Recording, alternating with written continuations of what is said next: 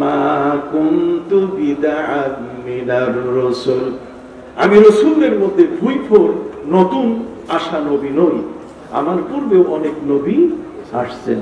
সুবহানাল্লাহ বলেন।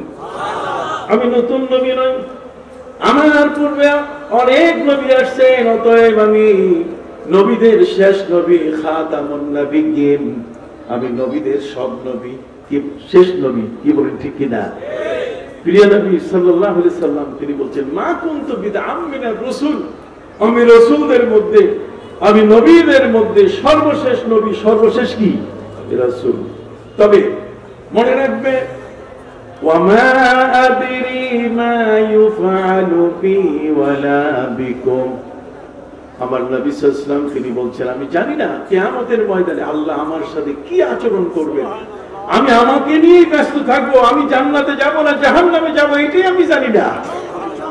দেখেন কোরআনের আয়াতে তার ব্যাখ্যা কিন্তু এত স্পষ্ট, কোরআনের আয়াতের মধ্যে স্পষ্ট করে আল্লাহ বলে দিয়েছেন, নবী বলেন কি ওয়ামা আদরি মা ইউফআলু বি ওয়ালা বিকুম, আমি জানি না কিয়ামতে আল্লাহ আমার সাথে কি আচরণ করবেন, আর এটাও জানি না যে তোমাদের সাথে আল্লাহ কি আচরণ করবেন।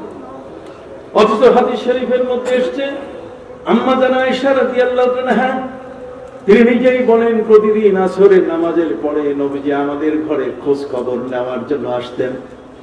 আম্মা জান উম্মে সালামা রাদিয়াল্লাহু আনহা প্রিয় নবী সাল্লাল্লাহু আলাইহি ওয়াসাল্লামকে প্রতিদিন আসরের পরে পেয়ে তিনি প্রিয় নবীজি সাল্লাল্লাহু আলাইহি ওয়াসাল্লামের জন্য মধু পেশ করতেন। কি মধু? এটা নিয়ে স্ত্রীদের মধ্যে এক ধরনের ঝগড়া, নবীজি ওখানে একটু সময় বেশি দিচ্ছেন, আমাদেরকে কম দেওয়া হচ্ছে, এটি নিয়ে এক পর্যায়ে এসে সবাই মিলে নবীজির স্ত্রীগণ তারা হযরতে যায়েনব বিনতে জাহাশ রাদিয়াল্লাহু আনহা তিনি আম্মা জান আয়েশাকে সাথে নিয়ে নবী স্ত্রীদের একটা জোট হয়ে গেল।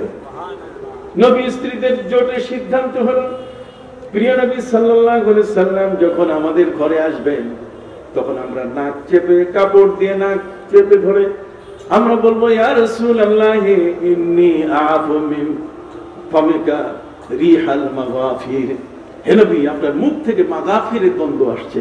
মাগাফির মানে জঙ্গলে এক ধরনের দুর্গন্ধযুক্ত পেঁয়াজ, পেঁয়াজের মতো একটা গাছ যার গোড়াটা খুব মোটা থাকে, এই ওল ইত্যাদির মতো, কথা বুঝতে পারছেন সম্মানিত সুধী? সেটা খেলে পরে ওই ঘরের মধ্যে আর কেউ ঢুকতে পারে না, এত দুর্গন্ধ। প্রিয় নবী সাল্লাল্লাহু আলাইহি ওয়াসাল্লাম তিনি ঘরে প্রবেশ করার সাথে সাথে আম্মা জান আয়েশা রাদিয়াল্লাহু আনহা নাকের মধ্যে হাত দিয়ে বলেন হুজুর থাকতে পারতেছি না। নবীজি বলছেন কেন? তো ওয়াল্লাহি খোদার কসম নবীজি আমরা তো আপনার মুখ থেকে মাগাফিরের গন্ধ পাচ্ছি। নবী করিম সাল্লাল্লাহু আলাইহি ওয়াসাল্লাম বলছেন আমি